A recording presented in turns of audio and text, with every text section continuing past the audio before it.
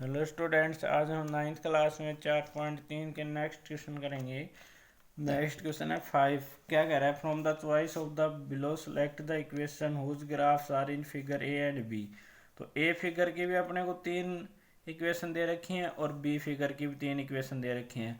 अब हम ये कैसे डिसाइड करेंगे भाई कौन सी इक्वेशन इन फिगर्स के लिए सही रहेगी? तो सबसे पहले हमें क्या करना पड़ेगा, हमें भी ये पॉइंट दे रखे हैं -1 1 और ये क्या दे रखा है 1 - 1। इन पॉइंट्स को रखेंगे, अगर left hand side right hand side के इक्वल आ जाती है तो अपनी इक्वेशन है, नहीं तो नहीं है। तो अब देखो भाई, इसकी इक्वेशन आएगी अपनी x + y = 0। क्यों? क्योंकि अगर आप x की जगह -1 रखते हैं और y की जगह +1 रखेंगे तो ये 0 हो जाएगा। इसी तरीके से आप x की जगह 1 रख दो, y की जगह -1 रखोगे तो भी 0 हो जाएगा। इसलिए ये इक्वेशन को दोनों पॉइंट सेटिस्फाई कर रहे हैं, इसलिए ए फिगर की इक्वेशन ये हो जाएगी। बी फिगर की इक्वेशन ये हो जाएगी y = -x + 2। क्यों? क्योंकि -1 3 और 2 0 सिर्फ इसी इक्वेशन को सेटिस्फाई करते हैं, यानी कि इसी में x और y की मान रखते हैं तो लेफ्ट हैंड और राइट हैंड साइड इक्वल आती हैं, इसलिए इनकी दोनों की ये हो जाएगी। अब अपना नेक्स्ट क्वेश्चन कह रहा है if the work done by a body on application of a constant force.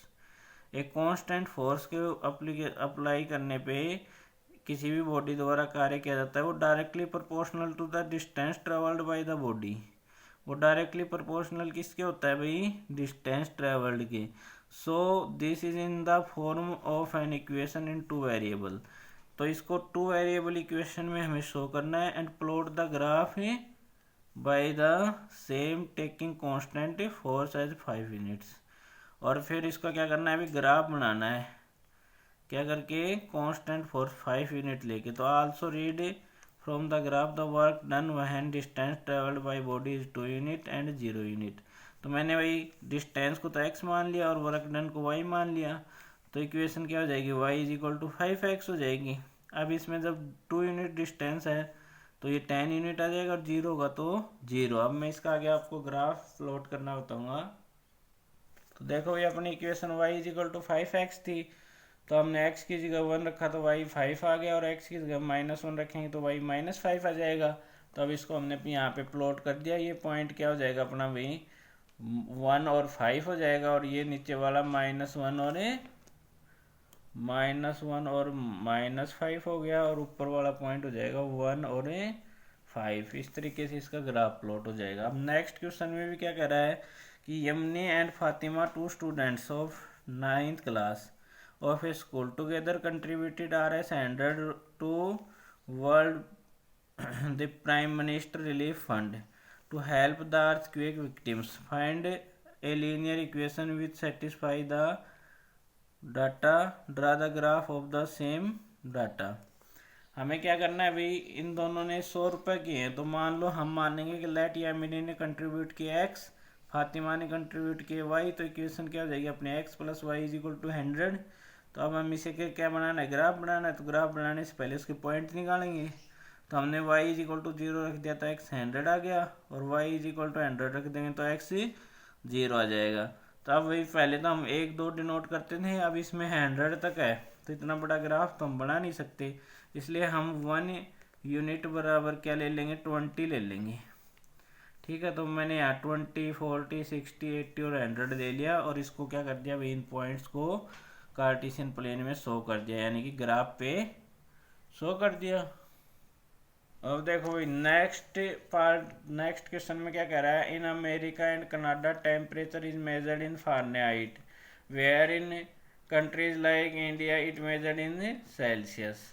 तो हमें इक्वेशन दे रखी है भाई फारेनहाइट = 9/5 सेल्सियस +32। तो अब हमें फर्स्ट पार्ट में क्या करना है, plot the graph of the linear equation using Celsius for x axis and Fahrenheit for y axis. तो x एक्सिस है ये तो सेल्सियस के लिए है, और y एक्सिस है ये किसके लिए है भाई फारेनहाइट के लिए है। तो अब देखो भाई सबसे पहले तो हमें कोई भी ग्राफ पे प्लॉट करनी है तो उसके हमें पॉइंट पता होना चाहिए, तो पॉइंट निकालेंगे। पहले मैंने x = 0 पुट कर दिया, x यानी क्या है सेल्सियस, तो x सेल्सियस है तो 0 पुट करते ही क्या हो जाएगा f = 32 आ गया। फिर मैंने x = -40 पुट कर दिया, तो जब इसको सोल्व करोगे तो ये भी एफ भी कितना आ जाएगा भाई, -40 आ जाएगा। अब इनको मैंने ग्राफ पे दर्शा दिया। ये पॉइंट मैंने ले लिया 0, 32 और ये पॉइंट -40 हो गया, क्योंकि मैंने इसको 10, 20, 30 और 40 के रूप में क्या किया है, पॉइंट्स को डिनोट किया है। ठीक है, अब हमें इसके क्वेश्चनों के आंसर देने हैं कि what is the temperature in Fahrenheit if the temperature is 30 degree Celsius. तो हम सी की जगह क्या रख देंगे भाई, 30 रख देंगे इस इक्वेशन में। तो 5 से कैंसिल हो जाएगा, 954 + 32 कितना आ जाएगा, 86 फारेनहाइट आ जाएगा। इसी तरीके से कह रहा है what is temperature and see if temperature is 90 Fahrenheit. तो 90 फारेनहाइट है तो एफ की जगह क्या रख देंगे, 90, और ये 95C + 32। तो 95C = कितना आएगा, 95 - 32 यानी कि 63।